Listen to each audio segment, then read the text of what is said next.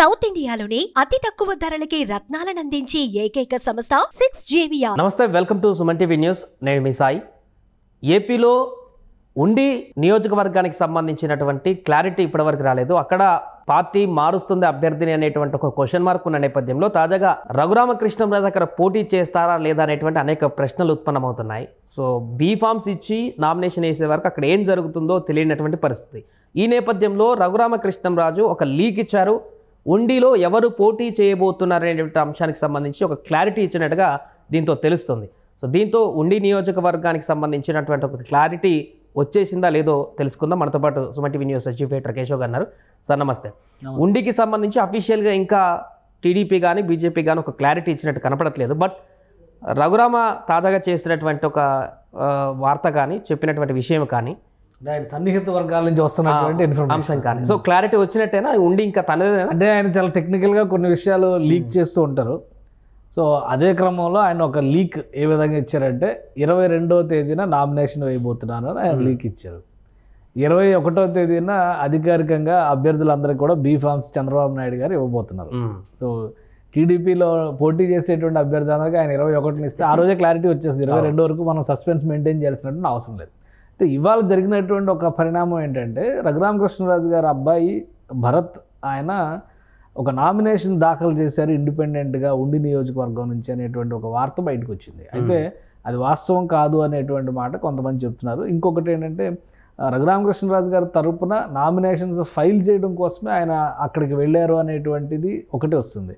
But వీటన్నిటికీ clarity ఇచ్చేటువంటి క్రమంలో 22న ఆయన నామినేషన్స్ దాఖలు చేయబోతున్నట్టుగా చెప్పారు. ఒకటి. రెండోది ఏంటంటే అభ్యర్థుల మార్పు అనేటువంటి అంశం ఒకటి. రెబల్స్ ఎక్కడెక్కడ ఉంటారు అనేటువంటి చర్చ ఆల్రెడీ దాని గురించి కూడా మనం డిస్కస్ చేసాం. సో ఈ రెబల్స్ అనే దానిది వీలైనంత ఎక్కువగా దాన్ని న్యూట్రలైజ్ చేయడం, తుడిచిపెట్టేయడం ద్వారా మాత్రమే కూటమికి విజయ అవకాశాలు ఎక్కువగా మెరుగుపడేటువంటి అవకాశం ఉంటుంది. ఎప్పటివరకు అభ్యర్థుల మార్పు తప్పదు, 10 సీట్లలో మారుస్తారు, 6 సీట్లలో మారుస్తారు, 7 సీట్లలో మారుస్తారు అనేటువంటి అంచనాలు ఉన్నాయి. చివరికి కడప ఎంపీ సీటు విషయంలో కూడా అవినాష్ రెడ్డి ఇవాళ నామినేషన్స్ ఫైల్ చేసేశారు. కాబట్టి మార్పులు ఉంటే నామినేషన్స్ వేయరా అని అటువంటి అనుమానం ఉండొచ్చు. బీఫామ్స్ విషయంలో ఇంకా వైసీపీ నుంచి కూడా క్లారిటీ రాలా. బీఫామ్స్ ఎవరెవరికి ఇచ్చారు ఏంటి అనే దాని మీద ఇంకా స్పష్టత రావాల్సి ఉంది. సో తెలుగుదేశం నుంచి 21ని ఇస్తామనేటువంటిది అఫీషియల్గా పార్టీ వర్గాల నుంచి ఇస్తున్నటువంటి ఇన్ఫర్మేషన్ అది.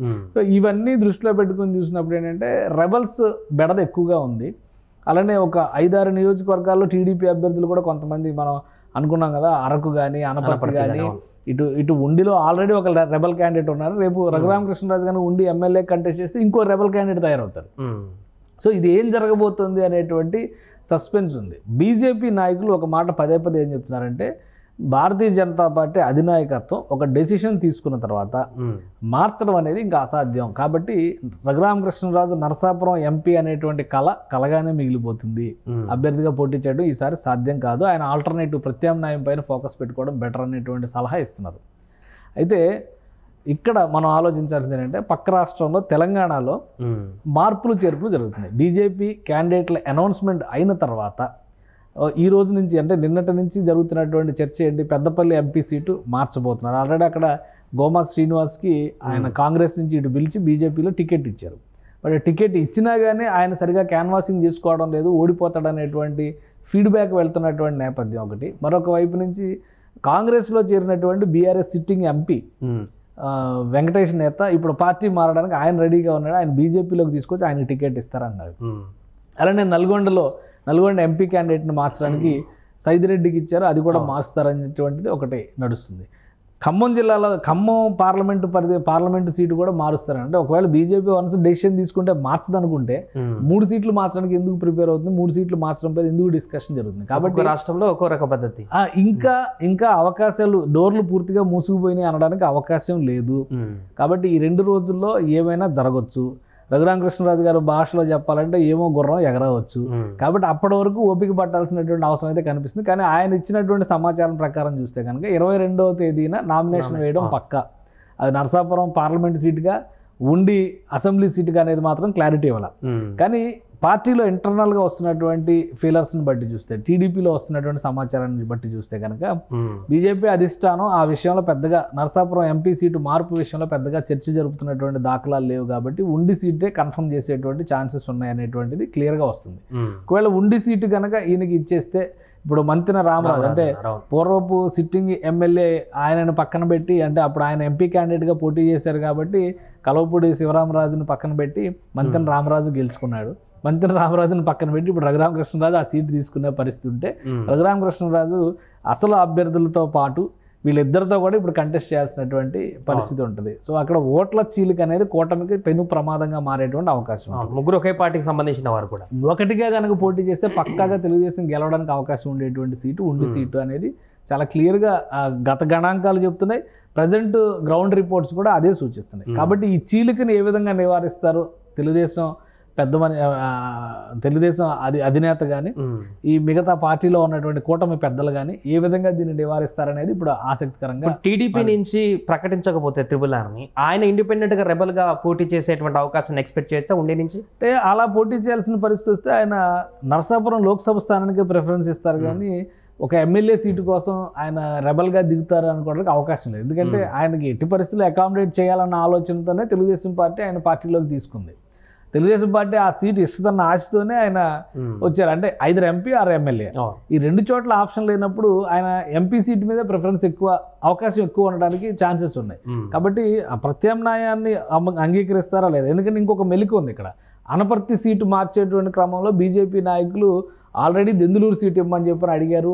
ఏలూరు పార్లమెంటు పరిధిలోకి వస్తుంది కాబట్టి అన్నారు. ఒకవేళ వీటన్నిటికీ చెక్ పెట్టాలంటే నరసాపురం క్యాండిడేట్ని ఉండి ఎమ్మెల్యేగా పెట్టి రఘురామకృష్ణరాజుని అటుపెట్టి అలానే ఆ సీటు కనుక ఎంపీ సీటు ఏలూరుకి షిఫ్ట్ చేస్తే అప్పుడు ఏలూరులో కూడా తపనా చౌదరికి సీట్ ఇచ్చేటువంటి అవకాశం ఉంటుంది. కాబట్టి ఈ సమస్యల పరిష్కారం ఉంటుందని ఇది ఒక సొల్యూషన్ కింద ఆల్రెడీ 4-5 రోజుల క్రితమే ప్రతిపాదించారు. సో ఫైనల్గా అదే కన్క్లూజన్కి బీజేపీ అధిష్టానం కూడా వచ్చింది అనుకోండి, రేపు మార్చడానికి అవకాశం ఉండొచ్చు. రేపు ఎల్లుండి దాని మీద అధికారం. అదే కాదు, ఇప్పుడు వైసీపీలో కూడా ఒక 3-4 సీట్లు మార్పులు తప్పవు అనేటువంటి సంకేతాలు వస్తున్నాయి. సో వాటి పరిస్థితి మడకశిర క్యాండిడేట్ని మారుస్తారని చెప్పని ముఖ్యంగా రాయలసీమలో ఉన్నటువంటి ఒక 2 నియోజకవర్గాలు, అలానే గోదావరి జిల్లాల్లో కానీ ఉత్తరాంధ్రలో కానీ ఒక సీటు, ఇప్పుడు ఆల్రెడీ టెక్కల సీటు సంబంధించి ఇంటర్నల్ డిస్ప్యూట్స్ నడుస్తూ ఉన్నాయి. సో వీటిలో ఇలాంటి వాటిని బట్టి చూస్తే కనుక వైసీపీలో కూడా ఒక 4 సీట్లకి మార్పు తప్పదనేటువంటి సంకేతాలు ఉన్నాయి. కాబట్టి ఈ 2-3 రోజుల్లో ఏమైనా జరగచ్చు. 25వ తేదీ వరకు నామినేషన్స్ వేయడానికి టైం ఉంది. అభ్యర్థులను ఫైనల్ చేయడానికి ఇప్పుడు 21వ తేదీన తెలుగుదేశం పార్టీ అభ్యర్థులు ఫైనల్ అయిపోతే ఆల్మోస్ట్ 80-90% క్లారిటీ వచ్చేసినట్టే. ఒక 10%లోనే చిన్న అంబిక్విటీ ఉంటుంది. అది కూడా ఒక 2-3 సీట్లకు సంబంధించి రఘురామకృష్ణరాజుని అకామిడేట్ చేయడం అనేటువంటి ప్రక్రియ పైన ఇప్పుడు ఎక్కువ ఫోకస్ ఉండేటువంటి అవకాశం ఉంటుంది. కాబట్టి ఇది కంప్లీట్ అయిన తర్వాత మిగతా విషయాలన్నీ కూడా బయటకు వస్తానే ఛాన్స్ ఉంటుంది. అప్పటి వరకు రెబల్స్ ప్రాబ్లం అయితే ఉంటుంది కంపల్సరీ. ఎందుకంటే చాలా చోట్ల మేము పనిచేస్తున్నాం అనేటువంటి అభిప్రాయంతో ఉన్న వాళ్ళందరూ మేము నామినేషన్ ఇస్తే గెలవపోయినా వాళ్ళని ఓడగొడతాం అనేటువంటి కాన్ఫిడెన్స్తో ఉన్న వాళ్ళు కూడా ఉన్నారు. కాబట్టి ఖచ్చితంగా రెబల్స్ బెడద అనేది ఉంటుంది, దాన్ని నివారించలేరు కూడా. అయితే ఇప్పుడు ఉండి సీట్ ఒక్కదానికి సంబంధించి క్లారిటీ వస్తే మిగతా 4-5 ఎక్కడైతే కూటమిలో మారుతాయి అనుకున్నటువంటి సీట్లు ఉన్నాయో దానికి సంబంధించి కూడా క్లారిటీ వచ్చినట్టు. ఎందుకంటే నరసాపురం ఎంపీ మీదనే డిపెండ్ అయ్యి బీజేపీ టీడీపీ అంతా ఈ క్లమ్జీ అవుతున్నట్టు కనపడుతుంది. ఉండి సీటు మారదు అని కన్ఫర్మ్ అయిపోతుంది. అంటే మీన్స్ ఉండి సీట్లో రఘురామకృష్ణరాజే పోటీ చేస్తారనే విషయం కన్నా కన్ఫర్మ్ అయితే మిగతా ఎక్కడ చర్చ ఉండదు. ఒక అనపర్తి విషయంలో బీజేపీ నేతలు కొంచెం మొండిగా ముందుకెళ్ళేటువంటి అవకాశం ఉంటుంది. ఎందుకంటే ఆల్రెడీ నల్లమిల్లి రామకృష్ణారెడ్డి నామినేషన్స్ కూడా ఫైల్ చేశారు. ఆయన భార్య నామినేషన్స్ ఫైల్ చేసేసారు.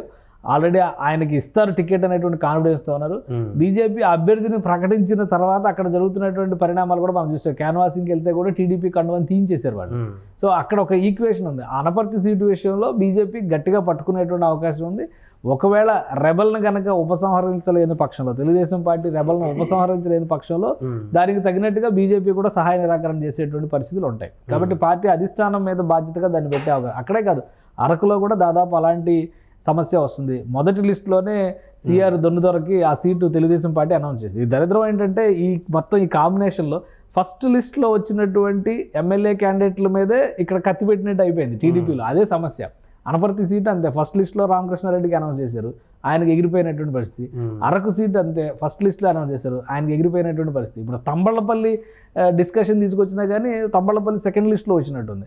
బహుశా అది కూడా రీప్లేస్ చేయాల్సినటువంటి పరిస్థితి వస్తుంది. ఫస్ట్ లిస్ట్ అనగానే ఆల్మోస్ట్ ఒక 1 month ముందర వచ్చినటువంటి క్లారిటీ కాబట్టి వీళ్ళు మనమే పోటీ చేస్తాం అనేటువంటి కాన్ఫిడెన్స్తో ప్రజల్లోకి ఎక్కువగా వెళ్ళే ప్రయత్నాలు చేశారు. ఎవరికి వాళ్ళు తమ ప్రాబల్యాన్ని చాటుకునేందుకు కావాల్సినట్టుగా ఖర్చు కూడా పెట్టుకున్నారు. అందుకని ఈ ఫ్రస్ట్రేషన్ ఎక్కువగా కనిపిస్తుందేమో అని అనిపిస్తుంది. అయితే ఇలా కాకుండా ఒక సర్దుబాటు ఉన్న నియోజకవర్గాల మీదే ఫోకస్ పెట్టి లేదా ఇవి అడిగే అవకాశం ఉన్నాయి అనుకున్న నియోజకవర్గాలను పక్కన పెట్టుంటే అసలు ఇంత సమస్య ఇంత జటిలం అయ్యేటువంటి పరిస్థితి ఉండేది కాదు. ఈవెన్ మంతిన రామరాజు విషయం కూడా అంతే. ఫస్ట్ లిస్ట్లోనే వచ్చింది ఆయన కూడా సీటు.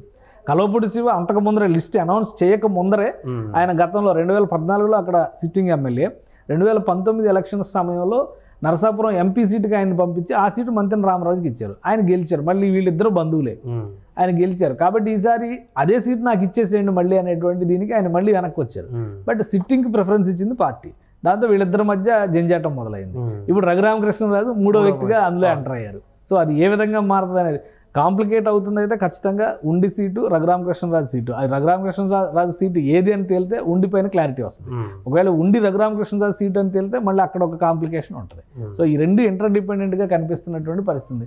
తెలంగాణ ఈక్వేషన్ దృష్టిలో పెట్టుకుని బీజేపీ అధిష్టానం కనుక 2-3 మార్పులకి ఏపీలో కూడా శ్రీకారం చుడితే కనుక ఈ సమస్యలన్నీ సర్దుమణగడానికి అవకాశం ఉంది. కేవలం 20 రోజులే ఉంది. పార్టీలన్నీ కూడా కలిసి కట్టుగా అంటే ముఖ్యంగా ఈ అసంతృప్తులన్నింటినీ చల్లార్చుకొని ఒకటిగా ప్రజల్లోకి వెళ్తేనే ఎవరికి ఉండే గెలుపు అవకాశాలు వాళ్ళకు ఉంటాయి. ప్రజలు ఎవరిని ఆదరిస్తారనేది వాళ్ళ చాయిస్. బట్ అట్లీస్ట్ మేము ఒక బెస్ట్ క్యాండిడేట్ లేదా మా పార్టీ ఒక బెస్ట్ ప్రిఫరెన్స్ అని చెప్పుకోవాలంటే అన్న ఈ అంతర్గత తిరుగుబాట్లు, అంతర్గత సర్దుబాట్లు ముందుగా జరగాల్సినటువంటి అవసరం అయితే స్పష్టంగా కనిపిస్తుంది. Right sir. సో మొత్తానికి అది ఉండి సీటుకు సంబంధించి అయితే కన్ఫ్యూజన్ ఇంకా కొనసాగుతుంది. కానీ త్రిబుల్ ఆర్ రఘురామకృష్ణరాజు అయితే నామినేషన్ వేయబోతున్నాను అనేటువంటి ఒక వార్తనైతే బయటికి ఇచ్చారు సన్నిహితుల ద్వారా.